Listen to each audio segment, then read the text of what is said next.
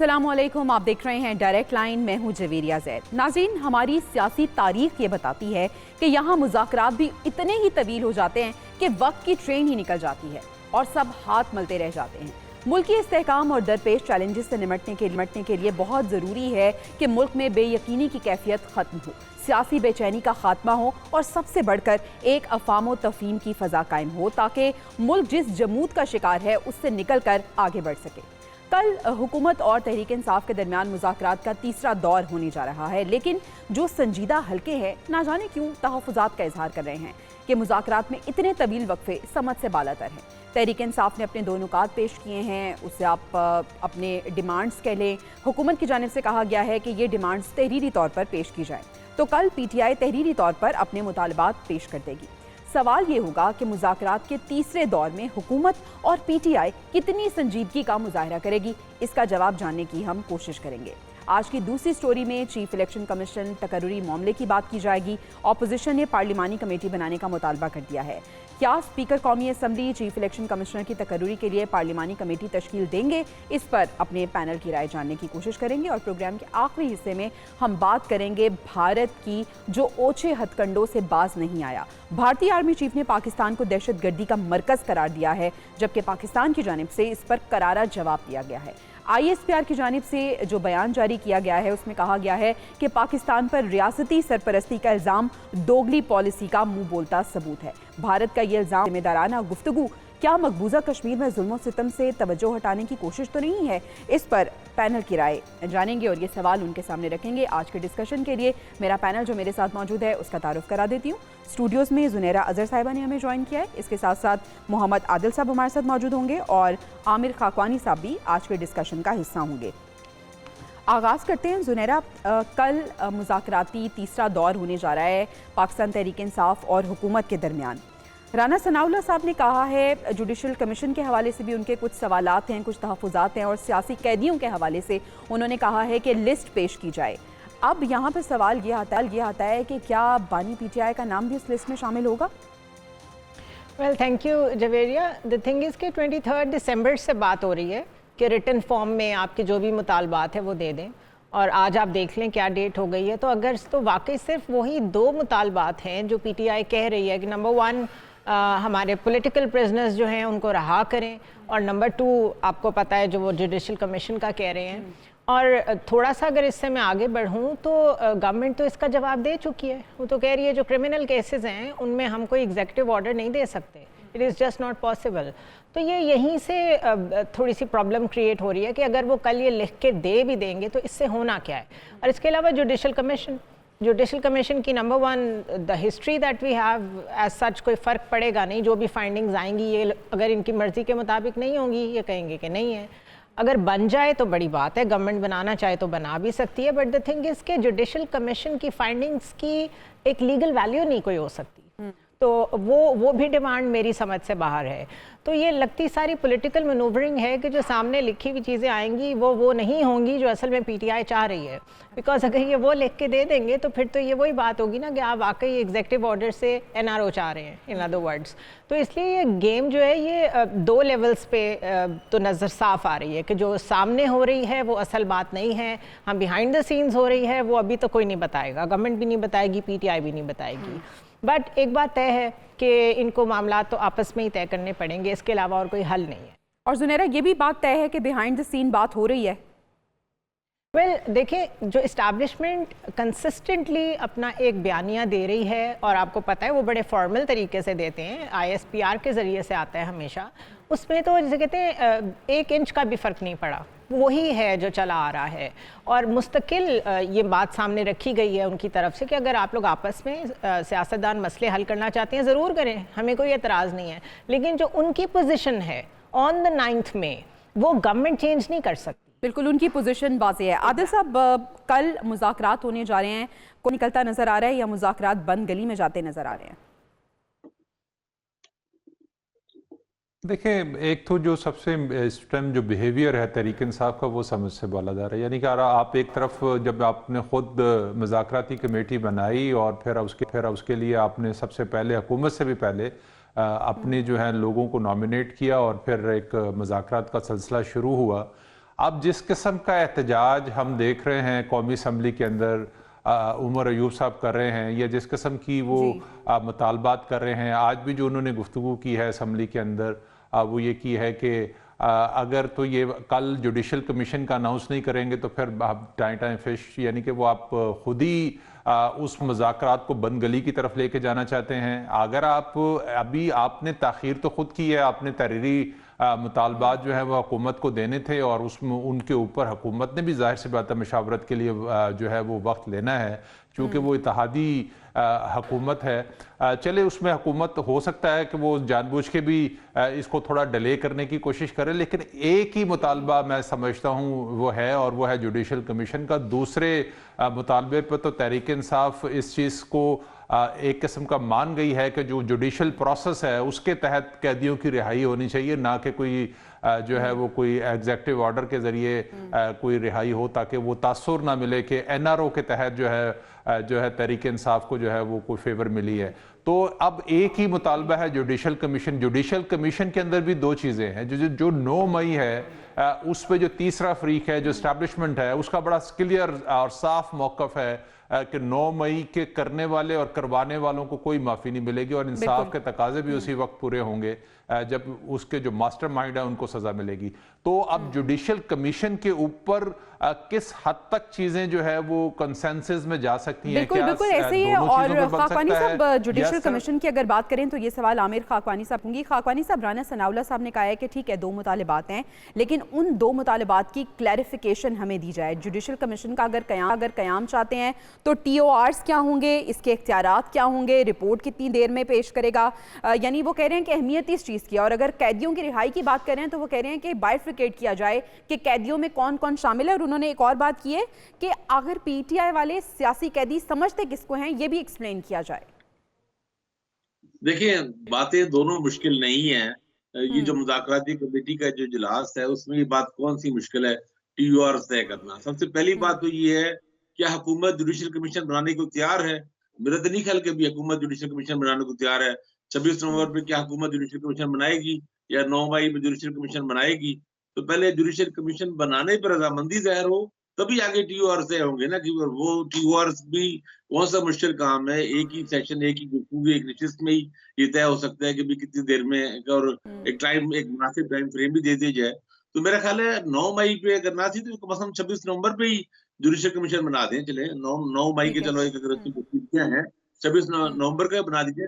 और दूसरी बात ये है कि सियासी कैदियों का तहरीक इंसाफ के ख्याल में तो ये सारे जो उनके प्रिजनर्स हैं, सारे उनके लीडर जो कारकुन, उन सब पे सियासी केसेस ही हैं, सियासी बुनियाद भी केसेस हैं, चाहे वो क्रिमिनल केसेस हो, जो भी केसेस हो। तो कम से कम ये तो किया जा सकता है जो हमने देखा है। देखिए, एक बात तो बड़ी क्लियर है ना, हमने सबने देखा है कि यहाँ पे भी कानून का मजाक उड़ाया जाता है। यानी होता ये है कि इमरान खान को या किसी और रहनुमा को, इवन बुशरा बीबी को भी एक किसी केस में अदालत हाई कोर्ट जमानत देती है तो फिर एक नया पर्चा फौरी तौर पर दायर कर दिया जाता है, और वो साफ पता लग रहा होता है कि ये एक बेजा और बेतुकी बात है, कोई तुक नहीं है उसका। अचानक नए पर्चे को याद आ जाता है और उनको फिर बाद में या जमानत के बावजूद रिहा नहीं किया जाता रहा। ये हमने देखा है। अभी आप देखें कि ये जो फैसला है 190 मिलियन पाउंड वाले केस में, इसमें डिले क्यों हो रहा है? क्या वजह है इसकी डिले की? वो मिस्टीरियसली डिले होता जा रहा है। 2 दिन 4 दिन जज साहब आते हैं, आए फैसला सुनाए सिंपली, या तो वो ये जो डिले हो रहा है इसके पीछे क्या हिकमत अमली हो सकती है? मेरा कल मुज़ाकरात हो रहे हैं और परसों 190 मिलियन पाउंड केस का फैसला अपेरेंटली कहा जा रहा है कि आ जाएगा। और इसके साथ साथ अगर हम बात करें कि उस केस में जो डिले किया जा रहा है क्या उसको रिलेट कर सकते हैं हम मुज़ाकरात के साथ? हो सकता है, आई कैन ओनली स्पेकुलेट। हो सकता है कि कोई बातचीत चल रही हो और ये कोशिश हो कि वो बातचीत हो जाए, किसी अंजाम तक पहुंच जाए, लेकिन सज़ा तो अगर उसमें लिखी हुई है तो क्या सज़ा चेंज हो जाएगी? ये तो मैं मानने को तैयार नहीं हूँ। डिसीजन अगर कोई लिखा गया और वो चेंज हो जाएगा। देखिए, साथ साथ तहरीक इंसाफ क्या कह रही है वो उसके ऊपर ज़रा गौर करें। वो कह रही हैं कि अगर हमें इंसाफ ना मिला तो फिर हम इंटरनेशनल कोर्ट्स में अपना मुकदमा लेके जाएंगे। तो मेरी PTI के जिन लोगों से बात हुई है, मैंने कहा कहाँ लेके जाएंगे? ICC में, ICJ में, किधर लेके जाएंगे? और जाके उनको क्या कहेंगे कि एक इंटरनल मैटर है, आप उसको कैसे रेजोल्यूट कराएंगे कहीं और से? वो कह रहे हैं जी क्योंकि हम सिग्नेटरी हैं तो by the virtue of that जो हमने साइन किए हुए ह्यूमन राइट्स के इश्यूज़ पे इंटरनेशनल बॉडीज़ के साथ वो लॉ ऑफ द लैंड बन जाता है। ऐसे नहीं होता, number 1। Number 2, law of the land वही होता है जो उस लैंड ने अपने लिए बनाया हुआ होता है और अपने कॉन्स्टिट्यूशन के मुताबिक एक लैंड चलती है। कोई भी क्या नेतन्याहू को जेनोसाइड से रोक लिया आईसीजे ने, वारंट्स निकालने के बाद भी गिरफ्तार कर लिया। तो एक तरफ तो आप उस एक्सटेंट तक जा रहे हैं कि आप कह रहे हैं कि हम इंटरनेशनल बॉडीज़ को इन्वॉल्व करेंगे, फिर आप अभी सिविल डिसोबीडियंस पे खामोश हुए, आपने वो वापस नहीं ली है और साथ आप टाइम गेन कर रहे हैं because probably you are waiting for Donald Trump to be the president, अभी प्रेसिडेंट इलेक्ट हैं। तो ये और ऑलरेडी इसको रिलेट करें कि पाकिस्तानी एम्बेसी ने, पाकिस्तानी एम्बेसडर्स ने भी वहाँ पे लॉबिंग और सारी जो एक डिप्लोमेटिक एक्टिविटी होती है वो स्टार्ट कर दी है। सो दोनों साइड्स टाइम गेन कर रही हैं इन माय ओपिनियन। लेकिन जो हालात हैं जहाँ से ख़राबी शुरू हुई थी दैट इज़ 9 मई, जो कि एक्सट्रीम पिनिकल पॉइंट था जिस पे आपने एक लड़ाई देखी किदारे के साथ पीटीआई की। क्या वो लड़ाई रिजॉल्व हो गई है? वो भी रिजॉल्व नहीं हुई।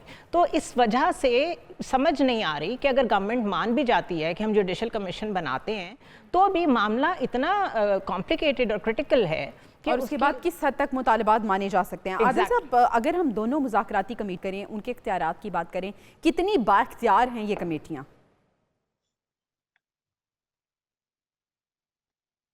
देखिए, जाहिर सी बात है वो बानी पीटीआई जो चाहते हैं उनकी कमेटी उसी तरह से बिहेव करती है जिस तरह से अब आप देख लेना कौमी असम्बली के अंदर जो तहरीक इंसाफ के लोग जिस तरह से बिहेव कर रहे हैं। एक तरफ आप बातचीत की बात कर रहे हैं और दूसरी तरफ आप एहतजाज कर रहे हैं, यानी कि आपके पेशेंस आपके अंदर है ही नहीं। आप सिर्फ अपने बानी को खुश करने के लिए कौमी असम्बली में आप रोज एक तमाशा लगाते हैं। जब आपने तय कर लिया है कि हमने अपने मुतालबात जो है वो तहरीरी शक्ल में कमेटी के सामने पेश करने हैं तो फिर उसके डिसीजन का वेट करना चाहिए ना कि आप असम्बली के अंदर असम्बली के फ्लोर पे आप बाइकाट करें और एक नया रोज एक नया जो है वो तरीका निकालें एहतजाज का। तो अब असल मसला ये है कि जो तहरीक इंसाफ है वो तो अपनी बानी की तरफ देखती है, वो किस किस्म का रवैया अपने कारकुनों से अपने रहनुमाओं से चाहते हैं वो उस तरह से रिएक्ट करना शुरू करते हैं। जहां तक हुकूमत है, हुकूमत बड़ी पेशेंस के साथ चीजों को लेकर चल रही है। आप उसको ये भी कह सकते हैं कि वो टाइम गेन करना चाहती है, लेकिन उस दूसरा तरफ उसको जो जिसकी मर्जी से जिसकी मंशा से जो है प्राइम मिनिस्टर या हुकूमत इस वक्त मौजूद है उनकी रजामंदी आने वाले दिनों में बहुत जरूरी होगी। 9 मई के हवाले से एक क्लियर मैसेज है, एक क्लियर मौकफ है एस्टैब्लिशमेंट का कि 9 मई के जो जिम्मेदार है उनको नहीं छोड़ेगा। तो ऐसे में हुकूमत कोई ऐसी कमिटमेंट नहीं कर सकती जुडिशल कमीशन के हवाले से। 26 नवंबर के हवाले से देखते हैं कि क्या हो सकता है क्या नहीं हो सकता। ये तो बातचीत के जरिए एक दूसरे को मौका दिया जा सकता है कि वो इसके ऊपर कोई दोनों जमातों की तरफ से कोई जो है वो बातचीत से मामला आगे बढ़े। का अगर मुजाहिरा कर रही है, साथ ही साथ हम देख रहे हैं कि बयानात भी आते हैं, ख्वाजा आसिफ साहब बात करते हैं, फिर तलाल चौधरी साहब कहते हैं कोई डील भी नहीं हो रही और कोई ढील भी नहीं दी जाएगी। खाकवानी साहब जी, मेरा नहीं ख्याल कि हुकूमत संजीदगी का मुजाहरा कर रही है।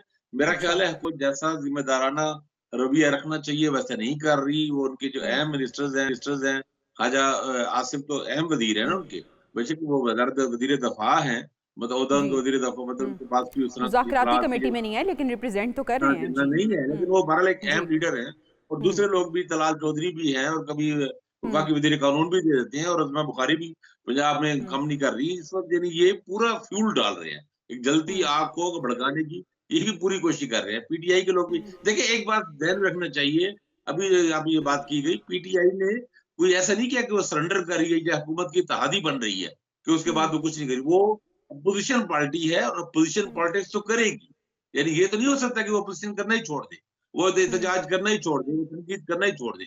वो एक अपोजिशन जमात है। वो ये अलबत्ता है कि जो उन्होंने एग्रेसिव एक एजिटेशन मूड में थे, वो एक मॉड बनाया हुआ था, उससे वो नीचे आके पार्लिमानी पॉलिटिक्स की या उसके लिए ही बात कर रहे हैं उसमें। यानी ये नहीं है कि वो इत्तेहादी बन गई हुकूमत की कि कोई तनकीद ही ना करे, कोई असेंबली में कोई बात ही ना करे, एतराज ही ना करे। तो ये, और वैसे भी जब निगोसिएशन हो रही होती है इस दोनों तरफ अंडरस्टूड बातें होती हैं, चल रही होती हैं। मेरा ख्याल है हुकूमत को बड़ा करना चाहिए क्योंकि सबसे ज्यादा फायदा उसका है। पॉलिटिकल स्टेबिलिटी और सियासी टेम्परेचर कम होना ये हुकूमत को सूट करता है सबसे ज्यादा। क्योंकि वो सुकून से अपने काम कर सकेगी। अपोजिशन हमेशा तनकीद करती है, सिर्फ पाकिस्तान में नहीं, दुनिया भर में ऐसा होता है, इंडिया में भी ऐसा होता है, अमेरिका में भी ऐसा होता है। वहां पे उन्होंने काम शोर मचाना ही होती है। अभी आप देख लें अमरीकी वजीर दफा पानी की साहब, आप तौसीक कह रहे हैं कि हुकूमत को इसका ज्यादा फायदा होगा, आपको ऐसा लगता है? नहीं, ये बात कहना कि विद ऑल ड्यू रिस्पेक्ट कि किसी एक फरीक को पॉलिटिकल स्टेबिलिटी का फ़ायदा होगा, ये बात बिल्कुल गलत है। देखिए, इस वक्त मुल्क को ज़रूरत है, आपका पूरा नेशनल सिक्योरिटी का जो स्पेक्ट्रम है उसमें आप चाहे वाटर सिक्योरिटी ले लें, फूड सिक्योरिटी ले लें, ह्यूमन डेवलपमेंट ले लें, हर चीज़, इवन टेररिज्म रिलेटेड जो हमारी एक्सटर्नल और इंटरनल सिक्योरिटी है, इस सब की बुनियाद क्या होगी? पॉलिटिकल स्टेबिलिटी होगी। तो सारा स्पेक्ट्रम डिमांड कर रहा है इस वक्त यहाँ पे टेम्परेचर डाउन किया जाए। Let it be government, let it be opposition, ये सबकी ज़रूरत है। तो इसलिए ये नेशनल इंटरेस्ट में है, इसको किसी के साथ टैग नहीं किया जा सकता। और दूसरा, माफ़ कीजिएगा, दूसरे मुल्कों में ऑपोजिशंस जो हैं वो डिबेट करती हैं ऑन द इश्यूज़। हमारे यहाँ ये रवायत कभी डली ही नहीं है। तो इसलिए हमें आदत हो गई है कि हर वक्त सिर्फ अपोजिशन शोर मचा रही हो, बजट आए तो उसकी कॉपियाँ फाड़ रही हो, एंड दिस एंड दैट। तो इसलिए कोई आइडियल तो हमारी कभी भी कौमी असम्बली या सेनेट का इजलास रहा ही नहीं है। लेकिन ये कहीं से स्टार्ट तो होना है ना कि आप इशू बेस्ड पॉलिटिक्स करना शुरू करें। अच्छा, सवाल ये भी है आदिल साहब कि अगर संजीदा है तो हमने मरियम नवाज साहिबा को या शहबाज शरीफ साहब को इस पे बात करते हुए नहीं देखा, और पीटीआई कह रही है कि मरियम नवाज नहीं चाहती कि मुज़ाकरात कामयाब हों। तो ऐसी कोई आपको नज़र आ रही है सिचुएशन? देखिए, ये ग्राउंड से बाहर लोग हैं। जो ख्वाजा आसिफ हैं वो कमेटी का हिस्सा नहीं है, मरियम नवाज कमेटी का हिस्सा नहीं है। असल तो आपने ये देखना है कि जो कमेटी में लोग बैठे हुए हैं तो कर रहे हैं वो किस तरह के बिहेवियर शो कर रहे हैं। वहां पर सिर्फ आपको इरफान सदीकी जो है वो बात करते हुए दिखाई देते हैं। यहाँ पर जो जिस किस्म का बिहेवियर है, असल चीज़ ये है कि चाहे वो अपोजिशन हो चाहे हुकूमत हो, अगर वो समझते हैं कि बातचीत के जरिए किसी मसले का हल निकलना है तो दोनों ने जो है वो ऐसा माहौल पैदा करना है कि चीज़ जो है वो डेडलॉक पैदा ना हो। अब बात यह है कि एक तरफ एक जमात जिस तरह से बिहेव कर रही है वो फायदा तो उसी को होना है ना, हुकूमत का तो इसमें कोई फायदा नहीं है। इसमें जो फायदा अगर किसी को कोई मिलना है, किसी भी शक्ल में मिलना है, वो फेस सेविंग की शक्ल में मिलना है, बेशक कि जुडिशल कमीशन बन जाए या उनके असीरान की, कोई कैदियों की रिहाई का कोई रास्ता निकला है, तो वो तो तहरीक इंसाफ है। तो तहरीक इंसाफ को इस मौके के ऊपर ज्यादा जो है वो मैच्योरिटी का मुजाहरा करना चाहिए। उसको सिर्फ पॉलिटिकल पॉइंट स्कोरिंग नहीं करनी चाहिए। इस वक्त मैं जो अपने तौर पर यह समझता हूं कि इस वक्त जो कौमी असम्बली में तहरीक इंसाफ जिस तरह से बिहेव कर रही है वो पॉलिटिकल पॉइंट स्कोरिंग कर रही है, वो अपने बानी को दिखाने के लिए सब कुछ कर रही है। उसको एक, अब कल मुज़ाकरात है, उसको पहले बातचीत के जरिए चीजों को लेके आगे बढ़ना चाहिए। अगर वो ये समझती है कि बातचीत से किसी मसले का हल नहीं निकल रहा तो फिर उसके पास पार्लियामेंट का फोरम है, वो उसमें एहतजाज भी कर सकती है, उसमें वो अपने तरीके से बातचीत को आगे जो है वो लेके जाने की कोशिश भी कर सकती है। लेकिन मैच्योरिटी दोनों तरफ से दिखानी जरूरी है। दोनों तरफ से मैच्योरिटी का मुजाहरा होना चाहिए। खाकानी साहब, आज कौमी असम्बली में जो हमने देखा, पाकिस्तान तहरीक इंसाफ जनकीद का निशाना बना रही थी, जो गुफ्तगू की गई, कल मुज़ाकरात होने जा रहे हैं, आपको ऐसा लगता है कि पाकिस्तान तहरीक इंसाफ की पोजीशन थोड़ी सी वीक है और ये वो सिचुएशन है कि वो फायदा भी उठा सकते हैं लेकिन थोड़ी सी अपने रवैये में तब्दीली लाने की जरूरत है उन्हें? बिल्कुल लानी चाहिए, ये बात ठीक है कि ज्यादा इनको मैच्योर रवैये की जरूरत। आज अगर थोड़ा ज्यादा तनकीद ना की जाती, थोड़ा हल्का, जैसा कहते हैं ना, हाथ तोला रखा जाता तो बेहतर था। लेकिन एक बात देखिए, तहरीक इंसाफ में भी प्रैक्टिकली पोजीशन ये है कि उसमें कुछ लोग बहुत अग्रेसिव पोजीशन में गए हुए, अग्रेसिव मोड में है। वहां पे एक सोशल मीडिया का भी बहुत इफेक्ट होता है। सोशल मीडिया इन्फ्लुएंसर भी और बाहर बैठे जो व्लॉगर हैं, यूट्यूबर्स हैं, उनका भी तहरीक इंसाफ पे असर, उनके कारकुन असर को वो कबूल करते हैं। तो थोड़ा सा उनपे ये भी दबाव होता है और ये भी साथ चल रहे हैं। बाद लीडरों पे इल्जाम भी चल रहे हैं कि कंप्रोमाइज हो चुके हैं, एस्टेब्लिशमेंट से मिल चुके हैं। इमरान गंडापुर साहब पे बहुत तनकीद हो रही है। तो ये तहरीक इंसाफ के लिए बहुत इसलिए भी चल रही है कि लीडर उनके जेल में है और उनसे उन तक रसाई आसान नहीं है, उनसे मुलाकातें भी नहीं हो पाती। अगर उनके लीडर बाहर आ जाएं या अगर हाउस अरेस्ट भी हो जाए, अगर बनी गाला में कम से कम बाहर आते हैं, तो फिर वो पार्टी पे भी जरा पोजीशन और मुख्तलिफ हो जाएगी चीजों की। तो ये चीजें चलती है। मेरा ख्याल है इनको चीजों को उसको साथ रखते हुए ही, साइड पर रखते हुए मुज़ाकरात आगे बढ़ाने चाहिए, दोनों को हिस्सा डालना चाहिए। लेकिन बहरहाल हुकूमत का हिस्सा थोड़ा ज्यादा होता है क्योंकि हुकूमत देने की पोजीशन में होती है हमेशा। ठीक है ना, पीटीआई तो मुतालबात करने की पोजीशन में है, देने वाली जो कि हुकूमत है, हुकूमत को हमेशा ज्यादा अपना खुला दिल रखना पड़ता है और अल्टीमेटली फायदा हुकूमतों को ज्यादा होता है। सियासी जब एजिटेशन हो, मुल्क में अगर कश्म पे सियासी चल रही हो, मुल्क को नुकसान तो होता से होता है। सियासी तौर पे नुकसान उस वक्त अपोजिशन का कम होता है, हुकूमत का ज्यादा होता है। तो बहरहाल मेरा तो ख्याल ये है कि मुज़ाकरात आगे बढ़ने चाहिए और कोई ब्रेक थ्रू होना चाहिए, कुछ तो हो। कम से कम ठीक है, जुडिशल मुज़ाकरात कमीशन आगे को बढ़ने चाहिए, बदौलती तो ब्रेक थ्रू है। होना चाहिए, क्योंकि मुज़ाकरात हैं और जो पॉलिटिकल स्टेबिलिटी है वो नीड ऑफ द आवर है। अब देखते हैं कि कल जो तीसरा दौर होने जा रहा है वो कितना सूदमंद साबित होता है। नाज़रीन, अभी हमें ब्रेक पे जाने हैं, ब्रेक से वापस आएंगे तो एक और जुडिशल कमीशन जिसका मुतालबा किया गया है अपोजिशन की जानिब से, वो क्या है, ये मामला क्या है, जानने की कोशिश करेंगे। Stay with us.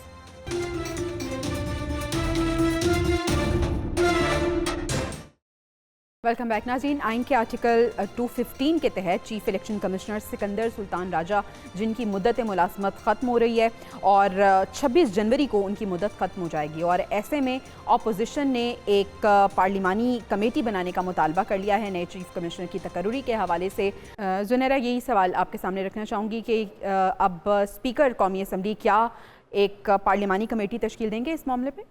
वेल देखिए, प्रोसीजर तो जो है सो है, लेकिन ये थोड़ा सा एक नया एंगल आया है कि ऑपोजिशन ने लिख दिया है कि आप पार्लिमानी कमेटियां बनाएं और ये सब कुछ करें। यूजुअली प्राइम मिनिस्टर इनवाइट करते हैं ये सारे नाम वगैरह ऑपोजिशन की तरफ से और सारे।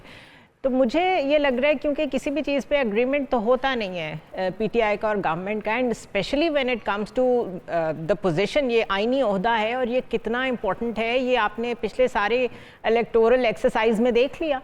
तो उसके बाद से पीटीआई को अब ये एक और टास्क मिल गया है कि अब जो आने वाली इस पे अपॉइंटमेंट हो वो कम से कम कोई ऐसा बंदा ज़रूर हो जिसको वो न्यूट्रल समझते हो। वेल दैट इज़ डिफरेंट कि जो इस वक्त के सिकंदर सुल्तान राजा हैं वो भी किसी वक्त में इन्होंने खुद ही अपॉइंट किए थे जी। तो ये मामला मुझे आईनी कोर्ट के आगे जाता नज़र आ रहा है, सुप्रीम कोर्ट में जाता नज़र आ रहा है, बिकॉज ये एग्री नहीं करेंगे और फिर इवेंचुअली 26वीं आईनी तरमीम के बाद जो कुछ चेंजेस हुए हैं उसमें फिर ये इवेंचुअली आईनी ओहदा है या आईनी बेंच ही सुनेगा और फिर वो नॉमिनेट करेंगे, एंड हेयर ऑन फिर ये एक प्रॉब्लम स्टार्ट होगी कि वो कहेंगे कि ये all the outcomes of the 26th amendment वो हैं ही गैर आईनी, तो हम तो इनको मानते ही नहीं हैं। So this is how I see it. Adil साहब, आपको क्या लगता है, पीटीआई अपनी मर्जी का चीफ इलेक्शन कमिश्नर लाना चाहती है और सिकंदर सुल्तान राजा साहब भी, जैसे जुनैरा भी बता रही थी कि उन भी अपॉइंट किया था पीटीआई ने और रजामंदी शामिल थी उनकी, तो अब क्या मसला हो गया? देखें, सिकंदर राजा साहब के बारे में जो है वो पहले तारीफ़ें इमरान खान जो है वो करते नहीं थकते थे। वो उस वक्त सेक्रेटरी रेलवे थे और उसके बाद फिर उनके जो ख़ानदान के और भी जो ब्यूरोक्रेट्स है वो उस वक्त इमरान खान के बहुत क्लोज़ थे, क्योंकि ये एक ब्यूरोक्रेट फैमिली से इनका ताल्लुक़ है और ब्यूरोक्रेसी में काफ़ी पोस्ट के ऊपर जो है इस फैमिली के लोग मौजूद हैं। वो हर हुकूमत में ही किसी न किसी तरीके से जो है वो इन्वॉल्व रहे हैं। तो सिकंदर राजा के बारे में एक राय थी उनकी, और फिर जब उनकी राय बदल जाए तो फिर वो इसी तरह से जो है वो टारगेट करते हैं और उनको भी करते रहे हैं। अब यहाँ पे प्रॉब्लम ये है कि अभी कमेटी जब होगा, मशावरत होगी, जो पहला मरला होगा मशावरत का, उसके बाद वो कमेटी में जाएगा।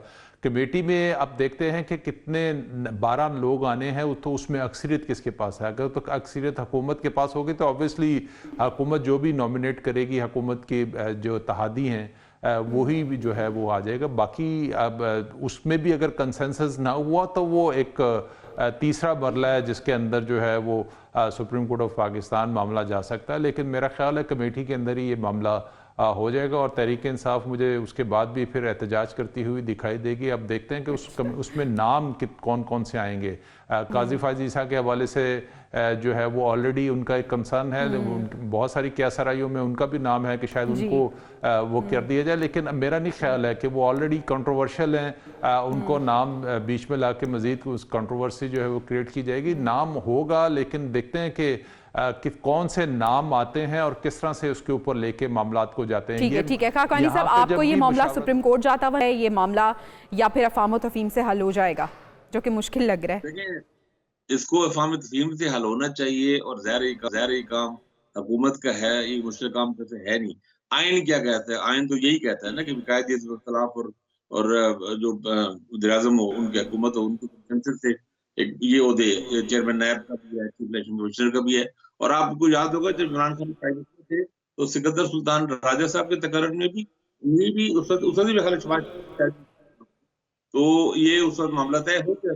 अभी भी और पाकिस्तान में ऐसे लोगों की कमी तो नहीं है जो क्रेडिबल हो, जो जिनके पर इल्जाम ना हो, कुछ ना हो। बाकी जहाँ तक बात ये बाजू का होता ही है कि आप तकर्रुर करते हैं, आपको अंदाजा नहीं होता कि बाद में चीजें उलट जाती हैं। अब मियां नवाज शरीफ मुशर्रफ को बनाया था चीफ और बाद कमेटी का चेयरमैन ही बना दिया था, कोई 12 नाम तो हुआ था, उसी पर मुशर्रफ ने मियां नवाज शरीफ उठा के बाहर फेंक दिया।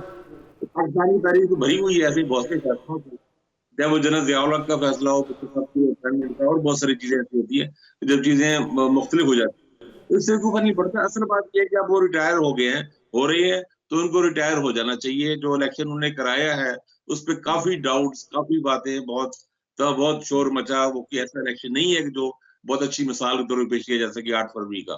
तो बहरहाल अब उनका वैसे भी है, खत्म हो रहा है, उनकी जगह कोई एक नया एक बाप चैप्टर शुरू होना चाहिए। एक ऐसे क्रेडिबल आदमी को आना चाहिए जिसपे दोनों को एतमाद हो। पाकिस्तान हम अगर नया आगाज करना चाहते हैं तो हमें इन पिछली चीजों से निकलना चाहिए। और काजी फाइज साहब को तो सवाल ही पैदा नहीं होता, वो तो इंतहाई कंट्रोवर्शियल पाकिस्तानी तारीख के मुताबिक चीफ जस्टिस में से एक है।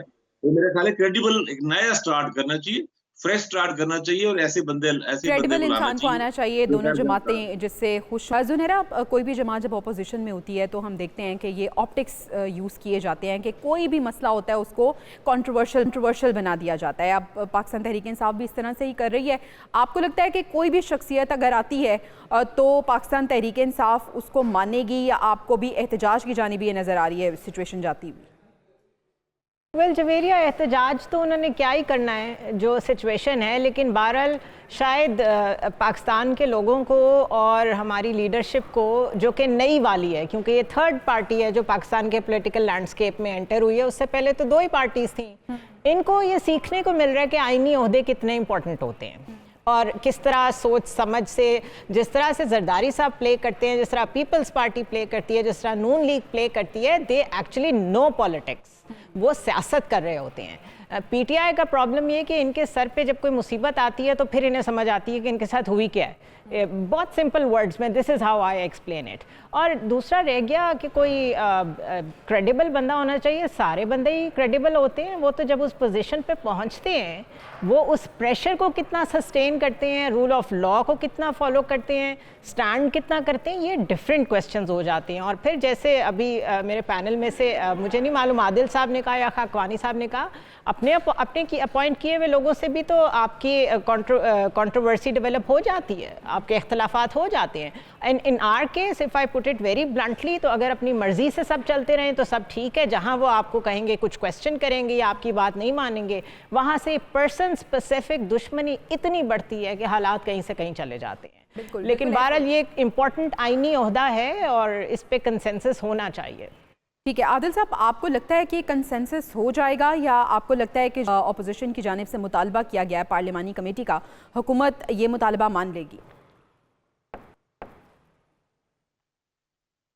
देखिए, मैंने तो जैसे कहा है कि वो एक चूँकि अब एक उस तकर्री का एक तरीका कार है, 12 रुकनी कमेटी बननी है, उसमें ये मामला जाएगा। अगर इन हुकूमत अपना प्राइम मिनिस्टर और अपोजिशन लीडर में कंसेंसस नहीं होता तो वो उसमें अक्सरियत देखनी पड़ेगी हुकूमत और उसके इत्तेहादियों की ज़्यादा है, तो फिर यकीनी तौर पर वोट उनके मिल जाएगा। दूसरी चीज़ ये है कि जो इस किस्म की तकर्रियाँ हैं, माजी में बेतहाशा जो है वो आप देख लें, जावेद इकबाल साहब को जो है वो पीपल्स पार्टी और नून लीग ने तकर्री की थी, लेकिन बाद में वो फिर जिस तरह से उन्होंने बिहेव किया और वो ऐसा लगता था कि जैसे कोई इमरान खान से डायरेक्टली इंस्ट्रक्शन लेके जो है वो तरीक नून लीग के जो और पीपल्स पार्टी के सियासत जो हैं रहनुमा उनको जो है वो करते रहे हैं। तो ये तकर्रियाँ जो बातचीत है वो होती किसी और तरीके से हैं, बाद में फिर ये ओहदे जिस तरह से बिहेव करते हैं उस वक्त के हालातों वाक़यात के मुताबिक कहाँ जहाँ से प्रेशर आता है वो सबको पता है, और फिर वो उस वक्त के हालात के मुताबिक जो है वो ये बिहेव करते हैं, फैसले होते हैं। सिकंदर साहब जो है उनके बारे में एक टाइम पे बहुत अच्छी राय थी, फिर जब जिस तरह से हालात बने और फिर जिस तरह से उन्होंने इलेक्शन करवाया वो एक मुतनाज़ा तरीन शख्सियत बन गई। इससे पहले भी जितने भी इलेक्शन कमिश्नर्स की जो है वो तकर्री हुई है, उस पर कहीं ना कहीं कंट्रोवर्सी जो है वो रही है। इलेक्शन हमेशा से पाकिस्तान के अंदर मुतनाज़ा रहे हैं, तो चीफ इलेक्शन कमिश्नर पे भी जो है वो हमेशा से एतराज़ उठता रहा है। इसके अलावा निगरान वज़ीर आज़म का मामला आता है, उस पर भी इसी तरह के मामला होते हैं। चेयरमैन नैब की तकर्री के बाद जो जिस किस्म के मामला होते हैं, तो ये पाकिस्तान में ये तकर्रियाँ होती तो पॉलिटिकल जमातों के जरिए हैं, लेकिन इनको जो कंट्रोल है वो फिर आपको पता है कि कहाँ से होती हैं और क्या फिर उसके अच्छा खाकवानी साहब, जो सिचुएशन है इस वक्त पाकिस्तान तहरीक इंसाफ के लिदे पे जिस शख्सियत को भी लाया जाएगा, कितना इंपॉर्टेंट है उनके लिए और उस शख्सियत का अनबाइज्ड होना कितना ज़रूरी है? अहम है। वैसे इस वक्त तो फौरी तौर पे शायद बहुत ज्यादा फर्क ना पड़े, क्योंकि इलेक्शन तो हो गए, इलेक्शन भी हो गए। अब ज्यादा मखसूस नशस्त वाला मामला है, उसमें भी आपको पता है कि वो किसने अहम किरदार अदा करना है ज्यादा। तो लेकिन बहरहाल एक इम्पोर्टेंट होता है अगले 3 साल में, कल 3 साल का टेन्योर है शायद उनका, तो वो उसमें इम्पोर्टेंट तो है। और देखिए अभी हम तहरीक इंसाफ पे ये कहना कि भाई वो मनमानी कर रहे हैं या ये बातें अभी गलत हैं। अभी तो अपने मफरूजे पे उन्होंने तो एक सीधा साधा एक आईनी मुतालबा किया है कि भाई साहब ये रिटायर हो रहे हैं, पार्लियामेंट कमेटी बनाई जाए, उस कमेटी में जाके फैसला हो। अब हम पहले से ही एक मफरूजा बना लें कि तहरीक इंसाफ एतराज करेगी, वो एहतजाज करेगी, वो ऐसा करेगी, तो मेरे ख्याल है ये थोड़ा सा मुनासिब नहीं है। एक पॉलिटिकल पार्टी है, उसकी अपनी उसमें तनकीद हो सकती है, अच्छे बुरे फैसले हर पार्टी के होते हैं, लेकिन ये तो एक आईनी मुतालबा है जो और आईनी जिम्मेदारी है हुकूमत की कि फौरी तौर पर कमेटी बनानी चाहिए रिटायरमेंट के बाद, क्योंकि इनको ये खतरा ये है कि गालबन 26वीं तरमीम में कोई ऐसी कोई शेख इस तरह की है कहीं है, एक रिटायर बंदे को काम करता रहे जब तक नया बंदा ना बने, तो इनको खतरा ये है कि अगले 4, 6, 8 माह 10 माह कहीं और निकालना चाहिए। अगर ये हो तो नामुनासिब है। एक इतना बड़े एक अहम ओहदे पर जब रिटायर हो गया तो खुद ही वैसे राजा साहब को चला जाना चाहिए। जो उन्होंने इस मुल्क के साथ कर दिया, अब तो वो सुकून से अपने घर जाए और अपने रिटायरमेंट एंजॉय करें अपनी। ठीक है, यानी आपको ये लग रहा है कि पाकिस्तान तहरीक इंसाफ का ये आईनी मुतालबा है, हुकूमत को ये मान लेना चाहिए पोजीशन है और इस शख्सियत पे जो इस पोजीशन पे जो भी शख्सियत आएगी उसका अनबाइस्ड होना बहुत ज़्यादा ज़रूरी है। नाज़रीन, अभी हमें ब्रेक पे जाना है, ब्रेक से वापस आएंगे तो हम बात करेंगे भारत की जानिब से जो इल्ज़ाम लगाया गया है पाकिस्तान पे और पाकिस्तान ने जो जवाब दिया है, ये मामला क्या है, इसको डिस्कस करेंगे। Stay with us.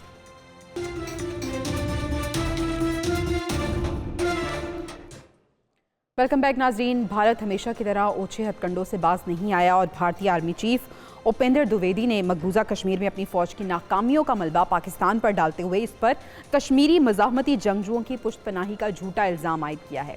ISPR ने भारतीय आर्मी चीफ के पाकिस्तान को दहशतगर्दी का मरकज़ करार देने के हक़ाइक़ के मनाफी करार दिया है इस बयान को और ये कहा है कि भारतीय आर्मी चीफ के इल्ज़ामात मुर्दा घोड़े में जान डालने के मुतरादिफ हैं। जुनैरा, हम देखते हैं कि थोड़ा सा वक्त गुजरता है, फिर भारत की जानिब से इस तरह के ओछे हथकंडों का इस्तेमाल किया जाता है, एक दफ़ा फिर पाकिस्तान पे इल्ज़ाम आयद किया गया है। इसको किस तरह से बयान को आप देख रही हैं? पाकिस्तान ने जवाब भी दिया है, गो कि ISPR ने वजाहत भी दे दी है, लेकिन ये जो इमेच्योरिटी का मुजाहरा किया जाता है भारत की जानिब से, क्या समझता है भारत? देखिए, ये सिर्फ मसल फ्लेक्सिंग है और कुछ भी नहीं। अपनी जो स्ट्रेटेजिक रेलेवेंस है US की सपोर्ट की वजह से, उसकी वजह से वो ये वक्तन फ़वक्तन करते रहते हैं। लेकिन हकीकत क्या है? हकीकत तो ये है कि इनके आर्मी चीफ को ये देखना चाहिए the rate of suicide in the Indian army, जो कुछ वो कश्मीर में कर रहे हैं, मोस्ट डेंसली मिलिटराइज्ड एरिया है वो। बिल्कुल इजराइल ने जिस तरह ऑक्यूपेशन गाज़ा पे की हुई है उसी तरह इन्होंने कश्मीर पे की हुई है। वैसे ही ब्लैंकेट बैन, जेनोसाइड अगर नहीं है तो कम अज़ कम वहाँ पे डेमोग्राफी चेंज कर रहे हैं। कश्मीरियों की नस्ल कुशी बहुत पुरानी बात हो गई है। ये ज़रूर है कि गाज़ा के ऊपर बात होती है, कश्मीर पे बात नहीं होती, तो ये समझते हैं शायद दुनिया की आंखें नहीं और कान नहीं है। 1948 से आपकी रेजोल्यूशन जो उनका right to plebiscite and self determination है वो उनको नहीं दे रहा है। आप तो ऑक्यूपायर हैं, illegal occupier of the land, that is number 1। Number 2, आपने जो टेरर फाइनेंसिंग UK, ऑस्ट्रेलिया और कनाडा में की है और उसकी पार्लियामेंट्स में भी ये चीज़ पहुंच गई है, पहले तो आप उसका जवाब दें। और आपकी मार्केट्स में जिस तरह यूरेनियम बिक रहा है, तो इतनी इर्रेस्पॉन्सिबल स्टेट ऐसी बातें करके वाकई तवज्जो नहीं हटा सकती अपने जो एक उनके एक अज़ाइम हैं दुनिया को डिस्टेबलाइज करने के, रीजन को डिस्टेबलाइज करने के उससे। तो ये सिर्फ US की शय पे जिस तरह इसराइल मसल फ्लेक्सिंग कर रहा है, ये उसी तरह की चीज़ है। ये बहुत ज़रूरी है इसको कंट्रोल किया जाए, because with the Trump coming in, उनकी कैबिनेट में बहुत ज़्यादा प्रो इंडियन जो एक रिप्रेजेंटेशन है, उसके बाद इसको किस तरह रीजनली हैंडल करना है, इसके लिए मेरे ख्याल है अपने एलाइज के साथ हमें बैठना चाहिए। ठीक है आदिल साहब, आप इसको किस तरह से देख रहे हैं कि भारत की जानिब पे इस तरह के जो इल्ज़ामात आयद किए जाते हैं, पाकिस्तान को किस तरह से अब अपना मौक़िफ़ पेश करना चाहिए, क्या अप्रोच होनी चाहिए? देखिए, भारत तो दहशतगर्द स्टेट है, इसमें तो कोई ढकी छुपी अब बात रही नहीं। उसके हमसाए जो है उसके शर से महफूज नहीं है। सिर्फ पाकिस्तान में बलूचिस्तान के अंदर देख लें जिस किस्म की दहशतगर्दी, टेररिज्म, जिस किस्म के जो कालाधन तंजीमें हैं, भारत उनको सपोर्ट करता रहा। को कितनी दफ़ा पाकिस्तान जो है वो डोजेस दे चुका है। जो कुछ कनाडा में हुआ, जो कुछ अमेरिका में हुआ, और जो कुछ आपको सराउंडिंग में नेपाल के अंदर देख लें, बांग्लादेश के अंदर देख लें, कितने मुल्क हैं जो भारत की जो इस किस्म की जो दहशतगर्द कार्रवाइयाँ हैं उससे जो है गैर महफूज हैं। और फिर आप सबसे बड़ा सबूत हमारे पास जो है कलभूषण की शक्ल में मौजूद है कि पाकिस्तान जो है, पाकिस्तान के अंदर जो टेररिज्म है वो भारत पिछले दिनों जो एक इंटरनेशनल रिपोर्ट भी आई थी जिसमें भारत को दहशतगर्द करार दिया था। जी बिल्कुल, मैं तो ये कह रहा हूं कि भारत की और बेशर्मी और जो जिसे कहते हैं कि हटदर्मी की बात है कि वो इतने धड़ल्ले के साथ, एक तो खुद दहशतगर्द कार्रवाइयों में मुलव्वस है, सिर्फ पाकिस्तान उसका निशाना नहीं है, बाकी जो ममालिक है वो भी हैं, और उसके बावजूद वो जिस तरह से इल्जाम तराशियां करता है वो काबिले जिसे कहते हैं कि हैरान कुन बात है। जैसे जुनैरा ने कहा कि वो अमेरिका की सपोर्ट पर है, लेकिन अमेरिका ने में खुद भारत ने इस किस्म की हरकतें की हैं। तो पाकिस्तान को इसको आलमी फोरम्स के ऊपर उठाना चाहिए, क्योंकि ये तो पाकिस्तान के पास तो इससे बहुत सारा एविडेंस मौजूद है। अफगानिस्तान से भी जो टेररिज्म पाकिस्तान के अंदर आ रही है उसका बेसिकली तो फाइनेंसर जो है वो इंडिया ही है, और जो बलूचिस्तान के अंदर जो फरारी हैं, जो मुख्तलिफ उनका फैसिलिटेटर भी जो है वो भारत है। तो भारत खुद दूसरे मुल्कों में दहशतगर्दी करता है और अपने मुल्क के अंदर जो मकबूजा बिल्कुल ऐसे इल्जाम हमेशा की तरह पाकिस्तान पे लगाता है। फॉल्स फ्लैग ऑपरेशन, कभी इल्जामात, कभी इंटरनेशनली अपनी तरफ तवज्जो मबजूल करने के लिए पाकिस्तान पे इस तरह के जो मकार हरबे हैं वो भारत हमेशा से इस्तेमाल करता है। आपको क्या लगता है कि पाकिस्तान को किस फॉरम का इस्तेमाल करना चाहिए, क्या स्ट्रैटेजी होनी चाहिए भारत को जवाब देने के लिए? देखिए, ये जो भारत का इल्जाम है ये इस लिहाज से बिल्कुल बेकार और फजूल है कि इसको कोई भी इंटरनेशनली ये बात सपोर्ट नहीं आ सकती, कहीं पे भी ऐसा नहीं है। इंटरनेशनली ये बात तस्लीम की जा चुकी है कि कश्मीर में, मकबूजा कश्मीर में जो भी वहाँ पे सूरत-हाल चल रही है, लोगों की नाराजगी और वो जो भी वहाँ पे एक मुज़ाहमत की सूरत-हाल है, वो उनकी लोकल है, मकामी है, और उसमें मारूफ कश्मीरी खानदानों के मेहमान बहुत सारे शहीद हो चुके हैं। इसमें कोई बात है ही नहीं, लेकिन इसमें मेरे ख्याल है अपनी पॉलिटिकल गवर्नमेंट को इसमें सख्त जवाब देना चाहिए। ISPR ने बहुत अच्छा इसका जवाब दिया है, खासतौर पे इस सेंस में, इस तनाजुर में कि मियां नवाज शरीफ साहब की हुकूमत माजी में भी थोड़ा सा ज्यादा सॉफ्ट इंडिया के वाले से रहे हैं। शहबाज शरीफ साहब को भी और बनना चाहिए, और मेरा तो ख्याल है अगरचे वज़ीर आला है मरीम नवाज, लेकिन उनको एक सख्त स्टेटमेंट, एक स्ट्रॉन्ग स्टेटमेंट देनी चाहिए, क्योंकि ये आवाम की will of the people, Pakistani people को उनको नुमाइंदगी करनी चाहिए, जवाब देना चाहिए। असल में ये पाकिस्तान की हुकूमत का थोड़ा सा कमजोर रहा है, क्योंकि अभी देखे ना, अभी इंडिया में आदिल साहब बिल्कुल ठीक कहा कि उसको दहशतगर्द मुल्क होने में कोई शक ही नहीं। अभी वाशिंगटन पोस्ट की जो स्टोरी थी, बड़ी जोरदार स्टोरी थी, अभी आपने भी उसका हवाला दिया, जिसमें उन्होंने कहा कि इन्होंने इंडिया दूसरे मुल्कों में जाके दहशतगर्दी कर रहा है, पाकिस्तान में कई है। और कनाडा में आप देखिए, कनाडा जैसा मुल्क जो खुद खास अहमियत है अमेरिका के साथ भी, नॉर्थ अमेरिकन वाले, तो वो इतना साफ और इतना मजबूत स्टैंड ले चुकी है और इतनी चीजें साबित हो चुकी है। खुद अमेरिका में भी सिखों को मरवाने की वहाँ पे एविडेंसेस इतनी क्लियर है, और अमेरिका के बहुत मसले, तो पाकिस्तान बिल्कुल ऐसे ही है। और अब पाकिस्तान को इस पे स्ट्रॉन्ग स्टैंड लेने के लिए और आलमी फोरम के इस्तेमाल करते हुए भारत को करारा जवाब देने की भी ज़रूरत है। नाज़रीन, प्रोग्राम से इजाज़त दीजिए, आपसे कल मुलाकात होगी। अल्लाह निगहबान।